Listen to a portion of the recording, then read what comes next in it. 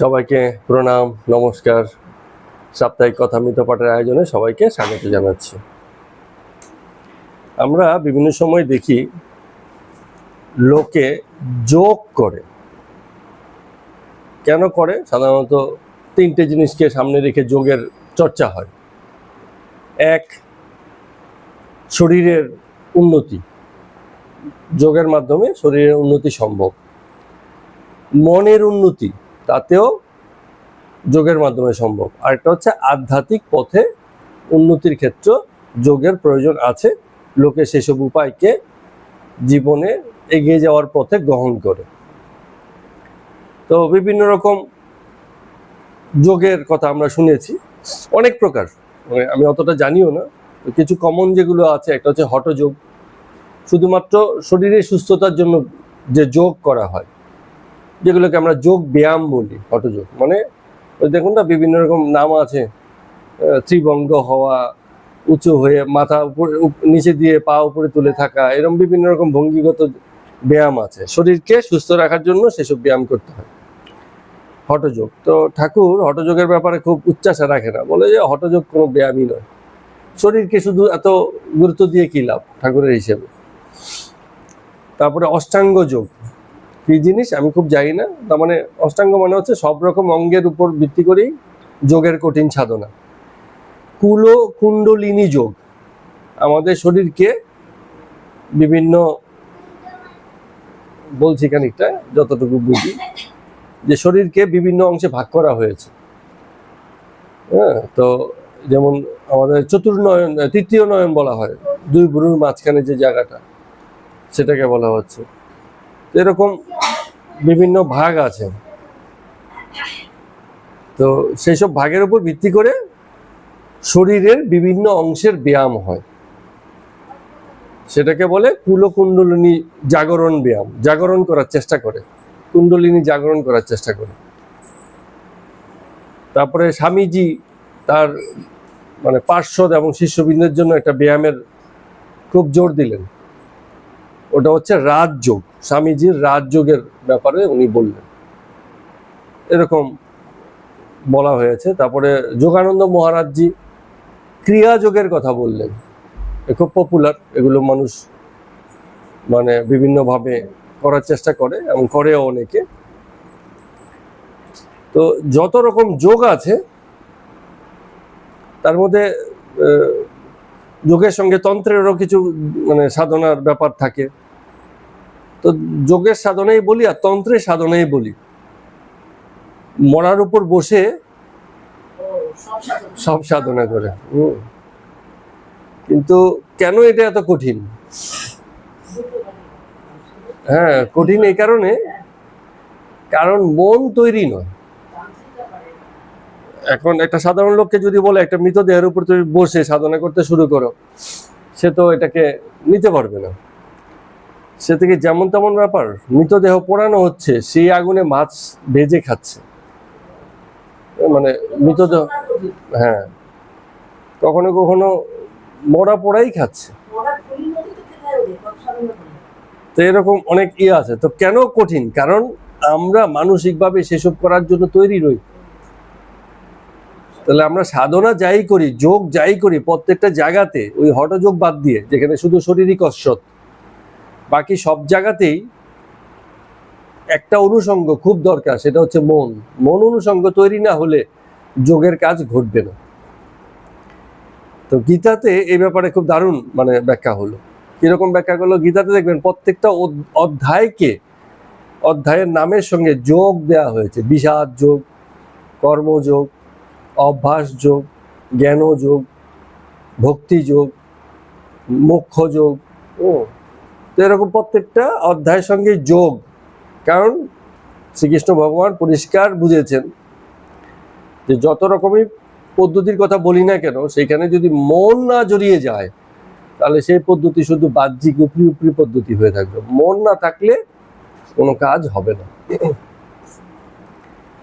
তো এই জন্য পদ্ধতি যেটাই হোক, যোগের প্রকার যাই হোক, তাতে মন অনুষঙ্গের থাকাটা খুব জরুরি।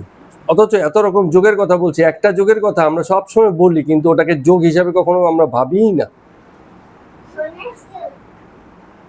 না, সন্ন্যাস যোগ না, সন্ন্যাস যোগ একটা যোগ, তা আমরা বুঝতে পারি না এবং বুঝতে চাইও না। আমাদের সকলের মধ্যেই সেই যোগটার প্রয়োজন পড়ে এবং আমরা করিও। হ্যাঁ, এটা উনি বলে দিয়েছেন, মনোযোগ। মনোযোগের মধ্যেও যোগ আছে, কিন্তু এটা যে যোগ, এটার আমরা মানে এই যে এত আলোচনার মধ্যে কোথাও সেই মনোযোগ কথাটা আর থাকলো না। কিন্তু সব জায়গাতেই যত যোগের যেই ধরন হোক, যেই হোক, উপাদান সেই মনোযোগী। মনোযোগ থাকলেই হঠযোগ, অষ্টাঙ্গ যোগ করলো, কোনো কুণ্ডলিনী যোগ, যত রকম যোগের আছে সবকিছুই সম্ভব। মনোযোগ না থাকলে আর কোনো কিছুই সম্ভব না। কারণ আমরা, ঠাকুরও বলেছেন, আমরাও বারবারই বলছি, মনই সব। মন মানুষের চালিকা শক্তি, ইঞ্জিন। এটা আমরা কিন্তু বাহ্যিকভাবে দেহটাই দেখি, কিন্তু মনটা যে কি করে আমাদের চালাচ্ছে সেটা আমরা দেখি না। আমাদের জগতের যত বিষয় আমরা দেহ ইন্দ্রিয়ের মাধ্যমে, যত অভিজ্ঞতা, যা কিছু দেখছি, শুনছি, বুঝছি, খাচ্ছি, যাচ্ছি, যত রকম অনুভূতি আমাদের হয়, সব শরীরই মাধ্যম। কিন্তু এই অনুভূতিকে ট্রান্সলেট করে দেয় কে? কে বলে দেয় এটা সুখ, এটা দুঃখ, এটা আনন্দ, এটা বেদনা, এটা রাগ, এটা অভিমান? এইগুলো বলে দেয় কে? এটা হচ্ছে আমাদের মন। তাহলে মনোযোগের যোগটা যদি ঠিকঠাক মতো না হয়, আর কোনো যোগ দিয়েই সেই ব্যক্তির মন, শরীর, আধ্যাত্মিক উন্নতির আশা করা যায় না। এই জন্য মনই সব। মন যদি সুস্থ থাকে, একটা হচ্ছে স্বাভাবিক সুস্থ মন। এখন আমাদের ভারতবর্ষের লোকেদের বড় জ্বালা, বরঞ্চ আরো পশ্চিমবঙ্গের লোকেদের আরো বেশি জ্বালা।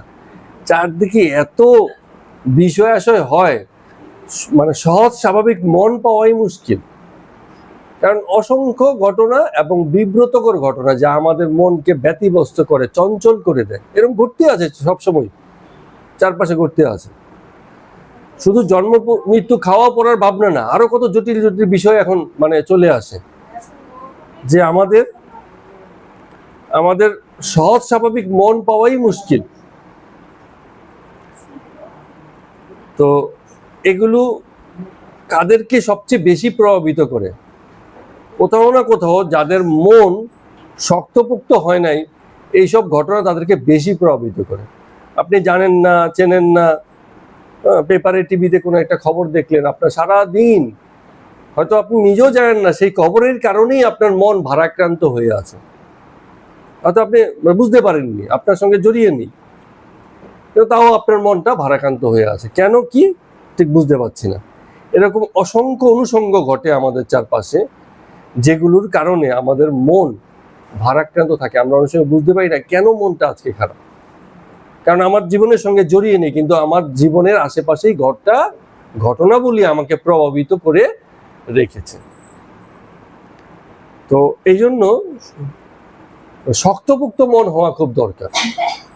মন শক্তপোক্ত না হলে মুশকিল। সেই যে শরৎচন্দ্র চট্টোপাধ্যায়ের বিখ্যাত উপন্যাস গৃহদাহ, নাকি সম্ভবত তাই হবে, সেখানে একটা চরিত্র ছিল সব্যসাচী সিলভেস্টার বলে, মানে সে বাঙালি হিন্দু ছেলেই ছদ্মবেশ ধারণ করার জন্য সে নতুন নাম নিয়েছে।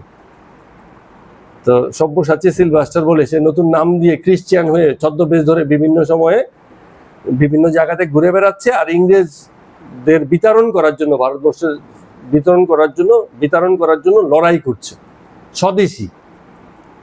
তো দেখতে শুনতে একেবারে পাতলা শরীর, কিন্তু তার কণ্ঠ, তার যে মেজাজ, তার যে কথা, লোককে প্রভাবিত করার ক্ষমতা, আর একই সঙ্গে শরীরী শক্তি। দেখতে হালকা ফুলকা, কিন্তু শরীরী শক্তি প্রচন্ড। কেন এত হালকা ফুলকা শরীর শক্তি কোথা থেকে আসে? কারণ সেখানে মনের শক্তি তীব্র। মনের শক্তি এত তীব্র যে আচ্ছা স্বাস্থ্যওয়ালা একজন লোককেও সে কাবু করে ফেলতে পারছে। কারণ স্বাস্থ্য কারো বেশি হতে পারে, কিন্তু মনের শক্তি না থাকলে সেই স্বাস্থ্যওয়ালা লোকও ভয়ে মরবে।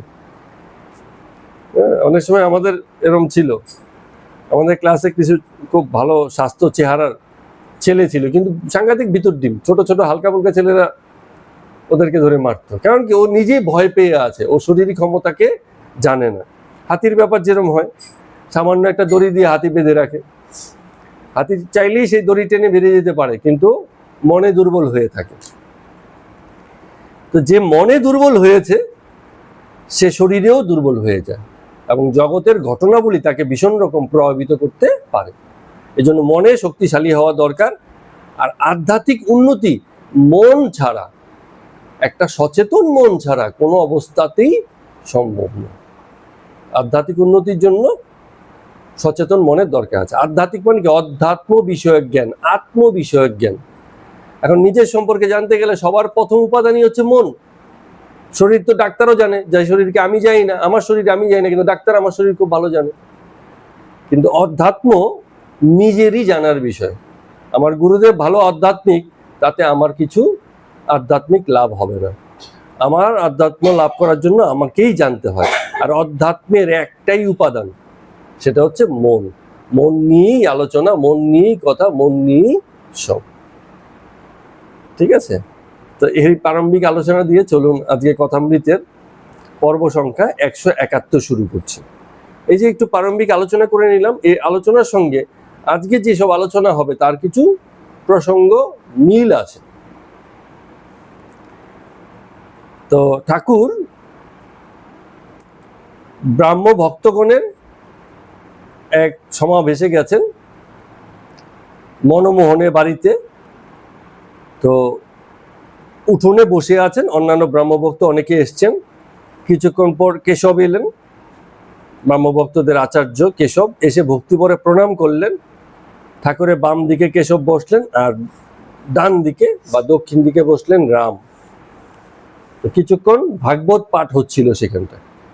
তো সবাই ভাগবত পাঠ শুনছে। যখন পাঠ শেষ হয়ে গেল, এবার ঠাকুরকে সবাই অনুরোধ করছে, আপনি কিছু বলুন। তো ঠাকুর বলছেন, যখন চারদিকে সংসার ভক্তদের দেখেন, তখন সেই হিসাবেই বলছেন ঠাকুর, যে সংসারের কর্ম বড় কঠিন। ভনভন করে ঘুরলে মাথা ঘুরে যেমন অজ্ঞান হয়ে যায় লোকে। ভনভন করে বুঝে, যে আমরা ছোটবেলায় খেলতাম, দুজনে দুই হাত ধরতাম, এবারে ঘুরতে থাকতাম। হ্যাঁ, মানে একা একা তো ঘোরা যায় না, একজনকে ঘুরানো যায়, ছোট বাচ্চাকে ধরে এরকম চারদিকে ঘোরানো যায়, অথবা নিজেরা দুজনেই ঘুরছে ভনভন করে। তো ভনভন করে ঘোরার পরে দুই হাত ধরে যখন ছেড়ে দেয়, তখন কি হয়? দাঁড়িয়ে থাকতে পারবে না। ও দাঁড়িয়ে ছেড়ে দিলেও একটু বাদে ওই ভনভন করে ঘুরতে ঘুরতে মাথা ঘুরছে, তো ও সে পড়ে যায়। তো সংসার হচ্ছে এরকম ভনভন করে ঘোরার মতো। তো যখন মনে হয় যে একটু দাঁড়াবো, তখনও দাঁড়ানোর উপায় নেই, হোঁচট খেয়ে পড়তে হয়। কিন্তু আবার যদি একটা খুঁটি ধরে নেওয়া যায় পড়ে যাওয়ার আগে, তাহলে তো আর পড়বে না। খুঁটিটা ধরে নিয়েছে, তখন আর পড়বে না। তো বলছে যে ঈশ্বর কর্ম যদি থাকে, ঈশ্বর কর্ম হচ্ছে খুঁটির মতো। তো ঈশ্বর কর্ম যদি থাকে আর ঈশ্বরকে যদি ভুলে না যায়, তাহলে সেই ব্যক্তি পড়বে না। জগতের ভনভন খেলায় থেকেও সে দাঁড়িয়ে থাকবে। তো একজন ভক্ত বলছে যে যদি এতই কঠিন হয়, তাহলে উপায় আর কি হবে? তো ঠাকুর বারবারও বলেছেন, আগেও বলেছেন, গীতাতেও শ্রীকৃষ্ণ বলেছেন, উপায় একটাই, অভ্যাস যোগ। একদিন মনে অনেক ভক্তি হলো, ওইতে কাজ হবে না। হ্যাঁ, অনেকের আছে না, মন্দির দেখলেই খুব ভক্তি হয়, বাকি সময় আর মানে ওই ভক্তিভাব নেই। এরম হলে হবে না। তো এইটা মানে ঠাকুর একটা উদাহরণ দিয়ে বলছে যে তাদের দেশে ছুতুরের মেয়েরা যেভাবে কাজ করত, ছুতুর মানে হচ্ছে সূত্রধর, কাঠমিস্ত্রি, কার্পেন্টার। তো তারা একদিকে চিড়ে কুটতো, একদিকে ঢেকি বাঁধতো, একদিকে বাচ্চাকে দুধ খাওয়াতো, আবার একজন খরিদ্দারের সাথে কথা বলতো, আবার কথা বলতে বলতে ঢেকির চাল নাড়িয়ে দিত, কিন্তু ঢেকির পাড় কিন্তু তার হাতে পড়তো না, এরকম দক্ষ। এবং কার থেকে কত টাকা পাওনা আছে সেসব হিসাবও মাথায় মাথায় রাখতো, আর তাই সেসবে মানে তাগাদা দিত। তো একই ব্যক্তি বসে থেকে কতগুলো কাজ করছে, বাচ্চার খেয়াল নিচ্ছে, হ্যাঁ, একটা বাচ্চা দুষ্টুমি করছে কিনা, একটা বাচ্চাকে মাই খাওয়াচ্ছে, আবার একটা বাচ্চাকে মানে দেখছে সে পার দিচ্ছে কিনা ঠিক মতো ঢেকিতে, আর খরিদ্দারের সাথে কথা বলছে, পাওনা গন্ডা আদায় করছে, একই সঙ্গে কত কাজ। কিন্তু হলে কি হবে, ঠাকুরের বক্তব্য হচ্ছে যতই কাজ করুক নাকি তার মনটা কোথায় আছে, ওই ঢেকির পাড়ের নিচে। কারণ ওখানে ভুল হলে তো হাত থেতলে যাবে, হ্যাঁ, কাজও হবে না, হাতও থেতলে যাবে, ওইখানে ভুল করা যাবে না। তো অভ্যাস এটা কি করে সম্ভব? একজন যদি হঠাৎ করে কেউ করতে যায়, ও হয়তো ওটা করতে পারবে, কিন্তু ওটার সঙ্গে আর বাকি কাজ হবে না। কিন্তু অভ্যাস এমন হয়ে গেছে যে বাকি কাজ করতে করতে ওটাও হয়ে যাচ্ছে, ওটাতে আর আলাদা মনোযোগ দেওয়ার দরকার হচ্ছে না, ওটা অভ্যাসের মধ্যেই এসে গেছে। এই রকম প্রথম প্রথম সাইকেল চালাতে শিখতে গেলে কি হয়, একটু একটু পড়ে যায়, একটু চলে একটু পড়ে যায়, চলতে চলতে এমন অবস্থা হয়ে যায়, তখন আবার সরু গলি দিয়ে, সরু রাস্তা দিয়ে, পাশাপাশি ফাঁক ফোকর দিয়ে ঠিক বেরিয়ে যেতে পারছে। তো অভ্যাস যুগে কি না হয়, প্র্যাকটিসে বলা যায়। তবে এইটুকু হবার জন্য একটু সাধনা চাই, এমনি এমনি অভ্যাস তৈরি হয় না, অভ্যাস তৈরি করার জন্য সাধনা চাই। আর সাধনা যদি হয়ে যায় একবার, তখন আর সংসারে থাকতে অসুবিধা হয় না, সংসারে বিষয় আসে তখন আর কোনো কষ্ট দেয় না। হাতে যদি একটু তেল মেখে নেওয়া যায়, সাধনার তেল, সাধনা কোম্পানির তেলও কিন্তু আছে আবার, হ্যাঁ, তাহলে আবার সাধনা কোম্পানির তেল মাখলে হবে না, সাধনা করে সেই সাধনাজনিত যে তৈলরূপ সুবিধা মানুষ পেল, সেই সুবিধাকে হাতে মেখে, যেমন কাঁঠাল ভাঙা যায় তখন আর হাতে ইসে লাগে না, তো এমন আঠা লাগবে না। এইসব কথা লোকে শুনছে আর আনন্দ করছে, আর অনেকে গান গাইছে। তো ঠাকুরও সেসব আনন্দের গানের সঙ্গে নাচানাচি করছেন। তো কেশবাদী ভক্তগণ যারা ছিলেন তারাও মানে নাচানাচি করছে, শীতকাল, হ্যাঁ, তো নাচতে নাচতে ঠাকুরের গায়ে আবার খানিক ঘাম দেখা দিচ্ছে। তো খানিকক্ষণ পরে ওই যে বাড়িতে গেছিলেন সবাই ঠাকুরকে খাওয়ানোর জন্য একটা থালাতে বিভিন্ন মিষ্টান্নাদি নিয়ে এলেন। তো কেশব সেই থালাখানার নিচে ধরে আছেন, যে আমি ধরে আছি, আপনি খান। হ্যাঁ, আবার পাশে একটা জলপাত্র ধরে রেখেছেন। ঠাকুর সেই থালা থেকে একটা দুটো সন্দেশ নিয়ে, মিষ্টান্ন নিয়ে খাচ্ছেন। খাওয়া শেষ হলে পরে গামছা দিয়ে মুখ মুছিয়ে দিলেন কেশব, এবং তারপরে ব্যজন করছেন। ব্যজন মানে হচ্ছে পাখাতে হাওয়া করা, পাখার হাওয়া করা করছেন, মানে এগুলো হচ্ছে সেবা। আগে এই জিনিসগুলো ছিল। তো শ্রীরামকৃষ্ণ আবার ওই সংসার বিষয়ক কিছু কথা বলছেন। ওই খাওয়াটাও হয়ে গেছে পরে, এখন আস্তে আস্তে কথা বলছেন যারা সংসারে তাকে ডাকতে পারে তারা বীর ভক্ত। কারণ সংসার এমন একটা জায়গা, এখানে মনকে অন্যদিকে ডাইভার্ট হওয়ার জন্য বিভিন্ন রকম চেষ্টা এবং ঘটনা সংসারে ঘটতে থাকে। তো একটা মানুষের মাথায় যদি 20 মণ বোঝা দেওয়া হয়, এবং এই বোঝা নিয়েও যদি সে ঈশ্বরকে ডাকতে পারে, তাহলে বুঝতে হবে তার ভিতরে সেই ক্ষমতাটা আছে। বীর ভক্ত সে। তো সংসারে থেকে ঈশ্বরকে ডাকা হচ্ছে বীর ভক্তের লক্ষণ। তো যদি বলো এটি অতি কঠিন, তবে তার কৃপা হলে সবই সম্ভব, অসম্ভবও সম্ভব হয়ে যায়। 1000 বছরের অন্ধকার ঘরে যদি আলো আসে, সে কি আর একটু একটু করে আসে? যখন আলো আসে, একটুখানি আলো এলেই পুরো ঘর আলোকিত হয়ে যায়। অন্ধকার ঘরে এক অংশে আলো হয় না, আলো হলে পুরো ঘরই আলোকিত হয়ে যায়। তো এইসব কথা শুনে গৃহস্থ ভক্তগণ খুব আনন্দ পাচ্ছে, আশার আলো দেখছে যে হ্যাঁ, আমাদেরকে দিয়েও হবে। তো এইরকম সুন্দর আলোচনা হচ্ছে দেখে কেশব রাজেন্দ্র মিত্র বলে একজন ভদ্রলোক সেখানে উপস্থিত ছিলেন, একজন ভক্ত, তাকে বলছেন, আপনি এসব কথা শুনছেন, দেখুন কত সুন্দর আলোচনা হয়, একদিন আপনার বাড়িতেও এরকম হলে বেশ হয়। ওই কেশব বলছেন। রাজেন্দ্র বলছে, আচ্ছা তাহলে তো খুব ভালো। এবার সামনে উপস্থিত রামকে রাজেন্দ্রবাবু বলছেন যে, রাম, তোমার উপর সব ভার দেয়া হলো, তুমি এই সবটা আয়োজন করবে, সবাইকে নেমন্তন্ন করা থেকে শুরু করে সবকিছু তোমার ভার। কেন রামকে এই কথা বললো? কারণ এই যে রাজেন্দ্র বাবু বলে যে ভদ্রলোক ছিল, তিনি ছিলেন রামের মেসোমশাই। মনমোহন এবং রাম দুজনেরই মেসোমশাই। তো কিছুক্ষণ পর ঠাকুরকে সেই বাড়ির অন্তঃপুরে ডেকে নিয়ে যাওয়া হলো। কেন অন্তঃপুরে ডেকে নিয়ে যাওয়া হয়? কারণ বাড়ির যারা গৃহলক্ষ্মী আছে, মেয়েরা আছে, তারা ভিতরে ঠাকুর গেলে পরে তাদেরকে, মানে তারা তাকে তখন প্রণাম করার সুযোগ পায়, কারো কিছু জিজ্ঞাসা থাকলে হয়তো জিজ্ঞেস করে, এরকম ব্যাপার। তো সেখানেও ওই মনমোহনের যে মাতা আছে, মা শ্যামা সুন্দরী দেবী, তিনি শ্রীকৃষ্ণকে আসনে বসিয়ে তাকে আবার নানাবিধ মিষ্টান্ন খাবার জন্য অনুরোধ করতে লাগলেন যে এবার আমার থেকে একটুখানি খান। তো ঠাকুর আর কি বলবেন, তোমরা যখন এত করছো ঠিক আছে আমি আবার একটুখানি নিই, এরকম। তো একটু পরে ঠাকুর দেখছেন যে 1 গ্লাস বরফ জলও রাখা ছিল তার জন্য। হ্যাঁ, এটা ঠাকুরের পছন্দ। আমরা এর আগে দেখেছি গরমকালে ঠাকুর বলতেন বরফ নিয়ে আসিস, জলের মধ্যে একটু বরফ দিয়ে, তখন মানে বরফ একটা রেয়ার জিনিস, দুর্মূল্য, সহজে পাওয়া যায় না। তো সেই সব জিনিস তো পাওয়া যেত, পয়সায় কেনা যেত, সে বরফ লোকে খুব আনন্দ নিয়ে খেত। হ্যাঁ, বরফ, হ্যাঁ, এসিমেসি ছিল না, তারপরে ফ্রিজ ছিল না। হ্যাঁ, বরফ হতে গেলে ফ্যাক্টরিতে তৈরি করবে, তারপরে সেটা মানে আসবে।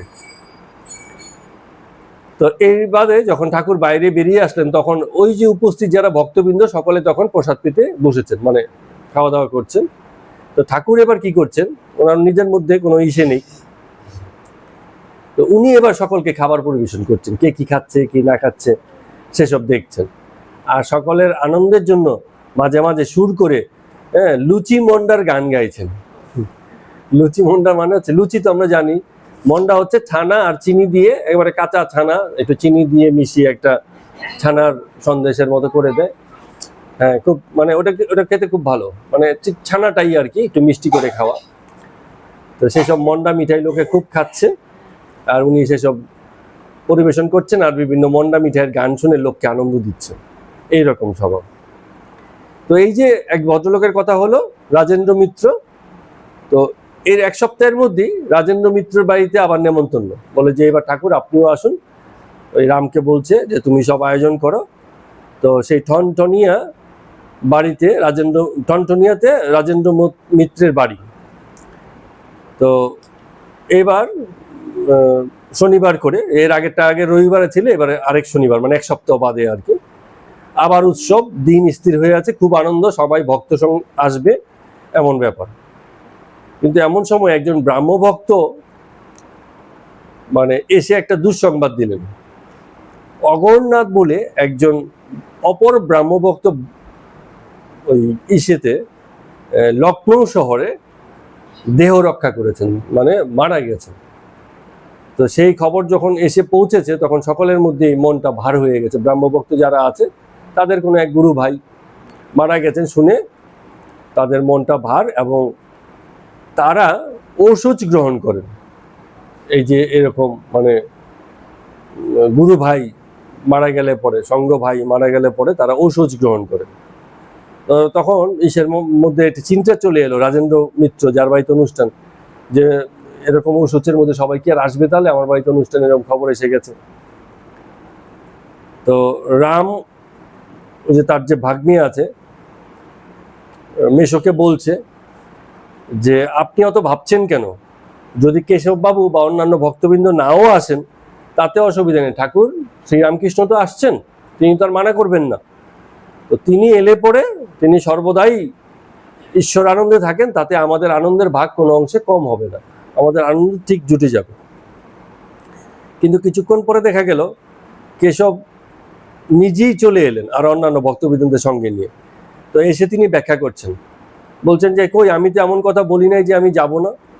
হ্যাঁ, এই কথা ঠিক যে আমাদের ওষুধ চলছে, আমাদের এক গুরু ভাই মারা গেছেন, তো প্রয়োজনে ওষুধ যেহেতু চলছে আমরা আলাদা জায়গায় বসে খাবো। হ্যাঁ, কিন্তু পরমহংস মহাশয় যখন আসছেন তো আমাদের আসতে কোনো বাধা নেই। তো সেই যে ঘর, সেই ঘরে কেশবচন্দ্রের, রাজেন্দ্রের ঘরে শ্রীরামকৃষ্ণের একটা সমাধি চিত্র টাঙানো ছিল। তো রামকৃষ্ণদেব যখন বেলা 3টার দিকে মনমোহনের বাড়িতে প্রথমে এসেছিলেন, তো সেখানে কিছুক্ষণ বিশ্রাম করার পরে মনমোহন বলছেন, না সুরেন্দ্র বলছেন ঠাকুর আপনি তো একবার দেখতে চেয়েছিলেন, চলুন আজকে আপনাকে ফটো স্টুডিও ঘুরিয়ে নিয়ে আসি। ঠাকুরের এইসব ব্যাপারে আবার দেখার খুব আগ্রহ। তখন ফটো স্টুডিও মানে রেয়ারেস্ট ব্যাপার।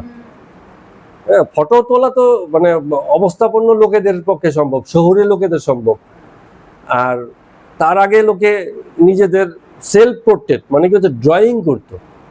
রাজারা কি করতো, চিত্রশিল্পীদের নিজেদের ড্রয়িং বানাতো, ছবি তোলার কোনো ব্যবস্থা ছিল না। তো তখন তাকে গাড়ি করে সেই মানে বেঙ্গল ফটোগ্রাফের স্টুডিওতে নিয়ে যাওয়া হলো। সেখানে ফটোগ্রাফার দেখিয়ে দিচ্ছেন ঠাকুরকে কিভাবে কিভাবে ছবি তুলতে হয়। ঠিক আছে, একটা কাচের একটা টুকরোর মতো থাকে, তার পিছনে আবার সিলভার নাইট্রেট বলে কালো এক ধরনের মাখা মানে প্রলেপ দেওয়া হয়, সেটার উপরে ছবিটা গিয়ে পরে ধোলাই করে ওখান থেকে ছবি বার করা হয়। এই যা একটা প্রসেস আছে, ঠাকুর কতটা বুঝলেন জানি না, আমরাও কতটা বুঝলাম সেও জানি না, কিন্তু উনি এটা দেখলেন সেখানে, এবং সকলের অনুরোধে তখন তিনি একটা ছবি তুলতেও রাজি হলেন। কিন্তু ছবি তুলতে যাওয়ার সময় আরেক বিপদ, একটু পরপরই সমাধিস্থ হয়ে যাচ্ছে। তো সেই সমাধিস্থ অবস্থাতেই তার ছবি তোলা হলো, এবং সেখান থেকে সেই ছবিটা থাকতে পারে। আমরা অনেক সময় ঠাকুরের পুরনো ছবিগুলো আমরা দেখতে পাই, সেখানে সমাধিস্থ অবস্থায় তার ছবি আছে। সেই ছবি তখনকার তো ছবি তোলা কিনা কে জানে, হতেও পারে। তো যখন মহেন্দ্র গোস্বামী বাড়িতে সকলে এসে উপস্থিত হলেন, তখন দেখছেন যে অনেক ভক্তবৃন্দ এসে জড়ো হয়েছে। যেমনটা সবাই ভেবেছিল যে লোক হবে না, তো সেখানে প্রচুর লোকের আগমন। তো শ্রীরামকৃষ্ণ ভক্তদের বলছেন, সংসারে হবে না কেন, আজ বাগবাজারের পুল হয়ে এলাম। সম্ভবত বাগবাজারে তখন নতুন পুল তৈরি হয়েছে, এই এখন যে পুল সেই পুলই কিনা কে জানে, তাও বলতে পারছি না আমরা। তো বললো যে কত বাঁধনেই যে বেঁধে রেখেছে পুলটাকে, তার মধ্যে যদি একটা বাঁধন ছিঁড়েও যায়, তাতে বাকি বাঁধনগুলো তাকে ঠিক টেনে রাখে। তো সংসারীদেরও ঠিক একই অবস্থা। তো এই যে এত বন্ধন, আমরা ভাবি একটা বন্ধন ছেড়ে দিলাম বুঝি মুক্তি ঘটে গেল, কিন্তু অন্যান্য বন্ধন তো আমাদেরকে ঠিক বেঁধে রেখেছে, মুক্তি সহজে হয় না। তো ভগবানের কৃপা ব্যতীত সে বন্ধন যাবার উপায় নেই। তো তাকে দর্শন করলে কি হয়, আর এই ভয়টা থাকে না। দর্শনের পর ব্যক্তি নির্লিপ্ত হতে পারে। নির্লিপ্ত মানে হচ্ছে থাকে সংসারেই, কিন্তু কোনো বিষয়ে সে আর লিপ্ত থাকে না, উপরি থাকে। তো পরমংশ অবস্থায় ঠিক এমনই বোধ হয়। একজন ভক্ত বলছেন, মানে সংসারী হলে তাহলে উপায় কি সংসারী লোকেদের? বলছে উপায় একটাই, গুরু বাক্যে বিশ্বাস। তার বাক্য অবলম্বন করো, তার বাক্যরূপ খুঁটি ধরে ঘোরো, সংসারের কাজ করো। মানে বাক্যটাকেই খুঁটির হিসেবে ধরতে বলছে। গুরুকে মানুষ বুদ্ধি করতে নেই, গুরুও যে একজন মানুষ, এইরকম বুদ্ধি করলে তো গুরুকে আর উচ্চতা দেয়া যায় না, সম্মান দেয়া যায় না। মানে ঠাকুর বলছেন যে তুমি যদি যথার্থ শিষ্য হও, তাহলে গুরুকে সচ্চিদানন্দ রূপে জানবে। গুরুর কৃপায় ইষ্টকে দর্শন হয়, তখন গুরু ইষ্টতে লীন হয়ে যান। তো এই বিষয়ে একটা গল্প বলছেন, সেটা শিষ্যত্বেরই গল্প, সাথে গুরুও আছেন। তো এক জায়গাতে একজন গুরুর পুত্রের অন্নপ্রাশন, এমনই গুরু তার আবার পুত্র আছে এবং অন্নপ্রাশনও হচ্ছে, অন্নপ্রাশনের অনুষ্ঠান হচ্ছে, মুখে ছোট বাচ্চা আর কি। তো শিষ্যরা যে যেমন পারে উৎসবের আয়োজন করেছে, ও গুরু করে না, শিষ্যরাই আয়োজন করেছে। তা এর মধ্যে একজন শিষ্যা ছিল গরিব বিধবা। তো ওর একটা গরু আছে বলে সবাই বলছে তাহলে তুমি গরুর দুধের ভাতটা তুমি নাও, ওই অনুষ্ঠানে যে দুধ লাগবে সেটার ভাত তুমি নাও। এখন গুরু ভেবেছিল যে যখন ওই শিষ্যা ভার নিয়েছে, তা নিশ্চয়ই সে মানে এক দইয়ের ভার নিয়ে আসবে। কিন্তু মেয়েটা যেহেতু তার গরিব, একটাই মাত্র গরু, সে আর বেশি ব্যবস্থা করতে পারেনি, অল্প একটু দই নিয়ে হাজির হয়েছে। এই দেখে গুরু খুব রেগে গেছে, বলছে এত লোকের নেমন্তন্ন, তুই একটা ছোট ভারে এটুকুনো দই নিয়ে এসছিস, কি করে চলবে? তুই জলে ডুবে মরতে পারিস না? গুরু এরকম বলে দিয়েছে।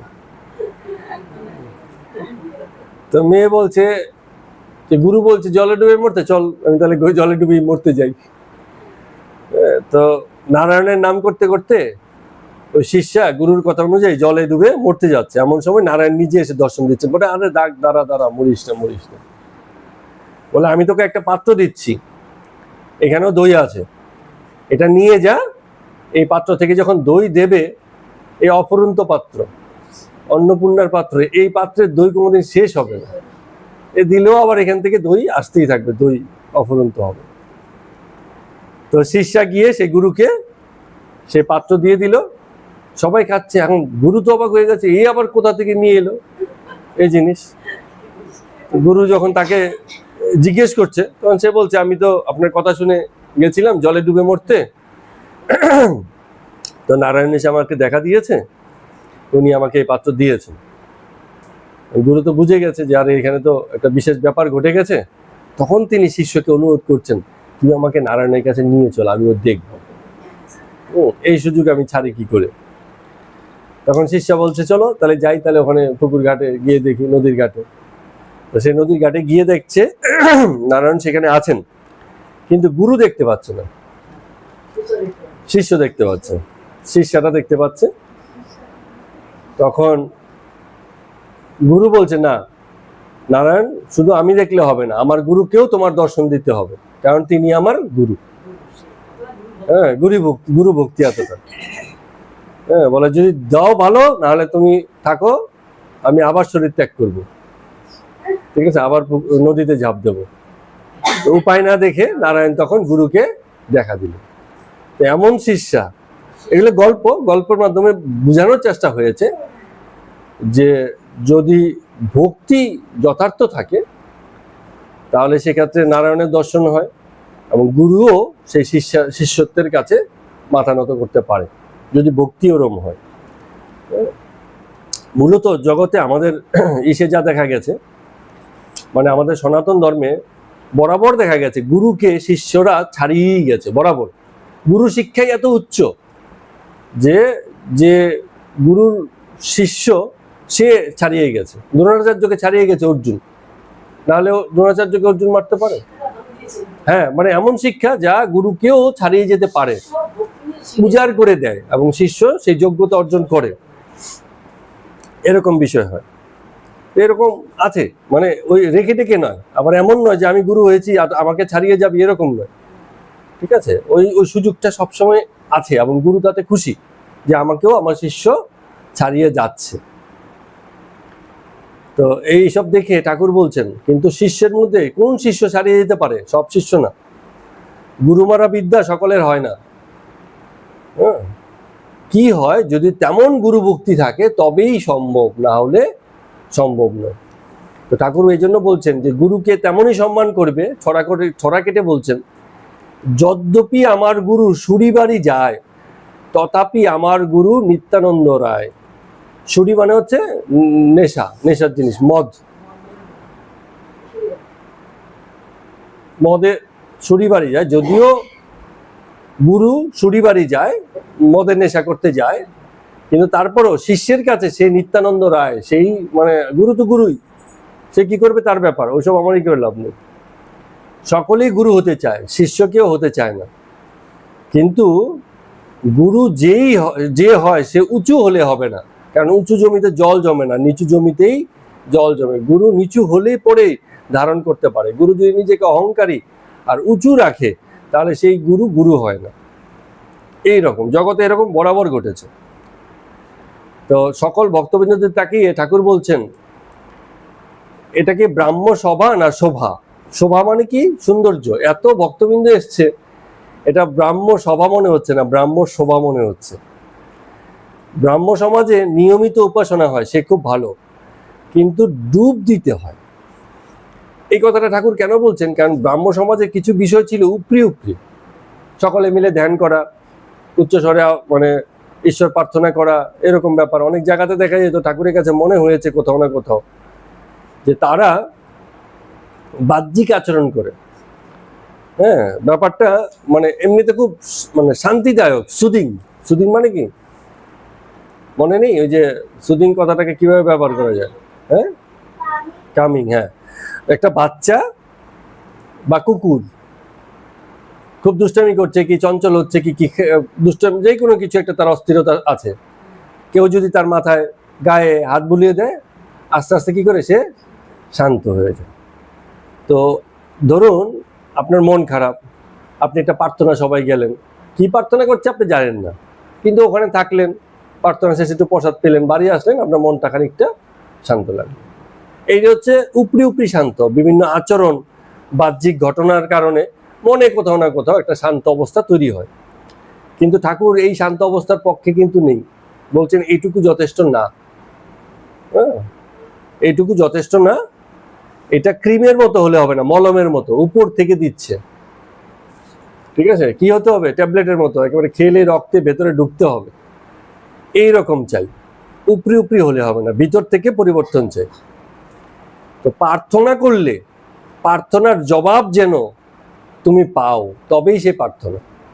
প্রার্থনার জবাব মানে কি, আমি প্রার্থনা করলাম ঈশ্বর তুমি আমাকে দেখো, এখন ঈশ্বর আমাকে দেখলো কি দেখলো না আমি বুঝতে পারছি না, এরকম যেন না হয়।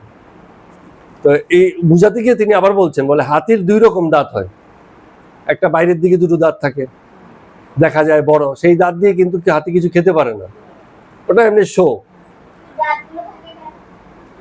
হাতির হয়ে গেছে বিবর্তনের ধারায় থাকে, পুরুষ হাতির থাকে, মেয়ে হাতির আবার দাঁত থাকে না, পুরুষ হাতির থাকে। কিন্তু হাতি যে খায় তাহলে ওই দাঁত দিয়ে তো খায় না, তার কিন্তু ভিতরে অন্য ছোট ছোট দাঁত আছে, দাঁত আছে। হ্যাঁ, কি জানি, আমি খুব ভালো জানি না, কিন্তু হাতির মানে ভিতরে চোয়াল আছে শক্ত, এটুকু আমি দেখেছি। দেখা যায় না ভাই, চোয়ালে হয়তো দাঁতের মতো কাজ করে, এটা হতে পারে, কারণ ও তো আর ওরকম করে চিবিয়ে খায় না, ও তো পিষে খেয়ে ফেলে, যাই হোক পিষে খেয়ে ফেলে। বড় বড় ওই যে কলা গাছ দেখেছেন কিনা, একদম পায়ের চাপে কি করে ও খেয়ে নিচ্ছে, এইরকম। হ্যাঁ, তো তার ব্যাপারটা কি হচ্ছে, ঠাকুর বলছেন আর কি, যে অ্যাকচুয়ালি খাওয়ার জন্য কোন দাঁতটা কাজে লাগে, ভিতরের দাঁতটাই কাজে লাগে, সে দাঁত মারি যাই হোক ওটাই কাজে লাগে। বাইরের যে বাহ্যিক সুন্দর শোভা দেওয়া যে দাঁত, সেটা কিন্তু কাজে লাগে না, কিন্তু ওটাই দেখা যায়, ওটাই দেখতে সুন্দর, এবং ওরই দাম আছে, কিন্তু দাম থাকলে কি ওতে কোনো কাজ নেই। তো এরকম ভক্তিপথে অন্তরের যে ভক্তি সেটাই কাজে আসে, বাহ্যিক উপরি উপরি যে ভক্তি, আচরণিক ভক্তি, সেতে কোনো কাজ আসে না। ওটাই বলছেন, হয়তো মন সাময়িক শান্ত হয়, কিছু একটা উপকার পাওয়া যায়, কিন্তু আন্তরিক ভক্তি না থাকলে সেটা হয় না। তো বাইরে লেকচার ইত্যাদি দিলে কি হবে, ভিতরে ভিতরে চাই, সেই বিশ্বাস চাই। বলে শকুনি উপরে ওঠে কিন্তু বাগারের দিকে নজর, ওরম হলে হবে না। হাওয়াই ফুস করে আকাশে ওড়ে কিন্তু কিছুক্ষণ পরে মাটিতে পড়ে যায়, হয় কি ওই যে গ্যাসে দিয়ে বেলুন করে দিলে সচর করে উঠে যায়, কি হাওয়ায় বাজিয়ে আছে, নিচে আগুন ধরিয়ে দিল, সসর করে উপরে উঠলো, কতক্ষণের উপরে থাকে, একটু পরে সে আবার পড়ে যায়। এরকম হলে হবে না। একটু ভক্তি এলো মনের মধ্যে হঠাৎ করে, হ্যাঁ খুব ভক্ত ভাব, আবার একটু পরে আর এসবের কোনো ব্যাপার নেই। তো বলছে ঠাকুর, খুব সুন্দর উদাহরণ দিয়ে বলছে, বলে পাখিকে মানে বল শিখানো হচ্ছে। পাখি কি কি পাখি বল করে, ওই যে টিয়া, ময়না, টিয়া, এরা মানে বলতে পারে। তো রাধাকৃষ্ণ বল শেখানো হচ্ছে পাখিকে, বলে রাধাকৃষ্ণ বল, রাধাকৃষ্ণ বল, পাখিও সুন্দর সারাদিন রাধাকৃষ্ণ বলছে। কিন্তু যেই বেড়াল এসে পাখিকে ধরছে তখন কিন্তু আর রাধাকৃষ্ণ বলছে না, তখন চেঁচা করে চেঁচাচ্ছে, তখন সে নিজের অস্তিত্বের লড়াই গেছে, তখন আর রাধাকৃষ্ণ বল তার মধ্যে নেই। তো আমাদের সংসারের বিষয় আসে, বিপদ আপদ এটা সেটা সবকিছুতে পড়ে গেলে তখন আর আমাদের ওই ঈশ্বর চিন্তা, ঈশ্বর বাঁচাবেন এইসব ভাবনা মনে থাকে না, তখন মনে হয় নিজে কি করতে হবে, নিজে করি এগুলোকে ঠিক করে দেবো বুঝি। তো তার নাম গুণ কীর্তন, তার ধ্যান, তার চিন্তা, তার প্রার্থনা সর্বদা যদি পাদপদ্মে স্থান পায় তবেই ভোগাসক্তি যায়, না হলে ভিতর থেকে আসক্তি যায় না। ওই যে শহরে বাবুর বাড়িতে কর্ম করে যে দাসীটা, বাবুর ছেলে মেয়েকে মানুষ করছে, ছেলে মেয়ে দাসীকে মা বলে ডাকছে, অবস্থাপন্ন ঘরে আগে এরকম হতো, এখন খুব দেখা যায় না। কিন্তু এত আদর যত্ন করছে, সেও সন্তানকে নেই করছে, কিন্তু হলে কি হবে, মাস গেলে মাইনে যখন পায়, গায়ে যে নিজের সন্তান পুত্র কন্যা বাড়ির লোক আছে তাদেরকে মাইনেটা পাঠিয়ে দেয়, এবং মনটা তাদের খবরের দিকেই পড়ে থাকে যে ওখানে ঠিকঠাক চলছে কিনা। তো সংসার উপরি উপরি করতে হয়, ভিতরে রাখতে হয় ঈশ্বর ভাবনা, সেই ভাবনা না থাকলে মানে ঠিক ভালোবাসাটা তার প্রতি আসে না, এভাবে বলছেন আর কি। তো এইসব বলে টলে যখন একটু গভীর আলোচনা হয়, ঠাকুরের যা হয়, সমাধি হতে শুরু করে। তো মুহুর্মুহু সমাধি হচ্ছিল। তো সেখানে একজন ডাক্তারবাবু ছিলেন, ডাক্তার দুকুরি, তো তিনি অ্যাকচুয়ালি সমাধি হচ্ছে কিনা এটা দেখার জন্য আবার চোখ নিয়ে মানে পরীক্ষা করছেন, চোখ তুলে উপরে দেখছেন যে আসলে সমাধি হচ্ছে কিনা। তো কিছু ভক্ত বিরক্ত হচ্ছেন, কারণ কি ভক্তরা তো জানে, বিশ্বাস করে যে ঠাকুরের এটা সত্যিকারের সমাধি, এটা কোনো ভরং নয়। লোকে অনেকে ভাবে বুঝি ভরং করছে কি নাটক করছে, এরকম ব্যাপার। তো ডাক্তারবাবু হয়তো বুঝতে পারছে না, বলে দেখি একটু টেস্ট করে, কিন্তু ভক্তবৃন্দ কিন্তু বিরক্ত হচ্ছে। তো এইসব ব্যাপার ঘটলো। তো যখন তিনি সমাধি থেকে আবার স্বাভাবিক অবস্থায় ফিরে এলেন, ওই কেশবের সঙ্গে বসে বসে গল্প করছেন, রাধা বাজারে ফটোগ্রাফের স্টুডিওতে গেছিলেন, কি কি ঘটনা হয়েছিল সেসব কিছু বলছেন, এবং দোতলার ঘরে তাদেরকে খাবার জন্য ডাকা হলো, এইসব ব্যাপারগুলো সেই সময়টায় ঘটছে। তো আরেক দিনের ঘটনা শিমুলিয়াতে অনেকটা দূর দক্ষিণেশ্বর থেকে। তো সেইখানে ব্রাহ্ম সমাজের একটা সাংবৎসরিক উৎসব, সেখানেও ঠাকুর গেছেন। তো সেখানে অনেকে আছে, কেশব সেন আছে, রাম, মনমোহন, বলরাম, ব্রাহ্মভক্ত রাজমোহন, জ্ঞান চৌধুরী, কেদার, ব্রহ্মভক্ত কান্তিবাবু, কালিদাস সরকার, কালীপদ মুখোপাধ্যায়, নরেন্দ্র, রাখাল, অনেকে। তো যেখানে নরেন্দ্র থাকে সেখানে যেটা হয়, সবাই অনুরোধ করে তাকে গান গাওয়ার জন্য, তো সে কিছু গান টানও গায়। আর সেখানে ব্রাহ্ম সমাজের পদ্ধতি অনুসারে উপাসনা করা হলো, এসব চলছে। তো ওইখানে একজন পণ্ডিত উপস্থিত ছিলেন, গৌরী পণ্ডিত, গেরুয়া পরা, ব্রহ্মচারী বেশে থাকেন। তো তিনি যখন এলেন, এসে সবাইকে জিজ্ঞেস করছে কোথায় কোথায় পরমহংসবাবু কোথায়, তার কথাই তো শুনে এলুম দেখতে। ও পরমহংসকে দেখতে এসছে। হ্যাঁ, তো এসে পরে ভূমিষ্ঠ হয়ে প্রণাম করলেন। এই সৌজন্যতা বোধ বরাবর আছে আমাদের ধর্মে, একজন একজনকে সাষ্টাঙ্গে প্রণাম বা যথার্থ প্রণাম করে। তো চারদিকে সংসারী ভক্তবৃন্দকে দেখে ঠাকুর হাসতে হাসতে বলছেন, মন নিজের কাছে না থাকলে ভগবানকে দেবেটা কি? মানে বলছেন এই কথাটা কেন? কারণ আমরা তো ভগবানকে কিছু উপাচার দিই। উপাচার মানে কি, আজকে নতুন বছরে আম উঠেছে, চলো ভাই এই আমটা দিই, এটা হয়েছে এই দিই, এই করি সেই করি, কত কিছু রকম দিই। যেই জিনিসটা একেবারেই দিতে চাই না সেটা হচ্ছে নিজের মনটা। নিজের মনটাকে তো দিতে চাই না, সবকিছু দেয়া হয়, এটা সেটা কত কিছু, কত আয়োজন গৃহস্থ ঘরকন্যা করে যারা, মেয়েরা মায়েরা কত রকম আয়োজন করে ভগবানকে বিভিন্ন উপাচারে খুশি করতে চায়। কিন্তু নিজের মনকে যদি না দেওয়া যায় তাহলে ভগবানকে দেয়া হলোটা কি? এখন মন যদি কেউ সংসারে বন্ধক দিয়ে রাখে, সে আর মানে বন্ধক কি বন্ধক দিয়ে টাকা নেয় না, জমি সোনার গয়না বন্ধক দিয়ে, এখন তখন আর সেই সোনার কোনো দাম আছে? চাইলে পাওয়া যাবে বন্ধক দিয়ে দিলে? তো সংসারে আমরা এতভাবে নিজেকে বন্ধকি করে রেখেছি যে মনকে সেখান থেকে আর সরিয়ে ঈশ্বরে মন দিতে পারি না। তো মন নিজের কাছে এলে পরে তবেই সাধন ভোজন হয়। যেই কথাটা শুরুতে বলছে, আজকে আমরা প্রথমে আলোচনা করেছি মনোযোগ নিয়ে। যতই যোগ করি, মনোযোগ না থাকলে আর কোনো যোগের কোনো কাজ নেই। আবার সব রকম যোগও মানে তেমন ভাবে দরকার হবে না যদি মনোযোগ ঠিক থাকে। মনটা যদি কোনো কর্মের পেছনে লাগিয়ে দেওয়া হয় তবে ঠিক থাকে। কোন মন? পরিণত মন, কাঁচা মন নয়।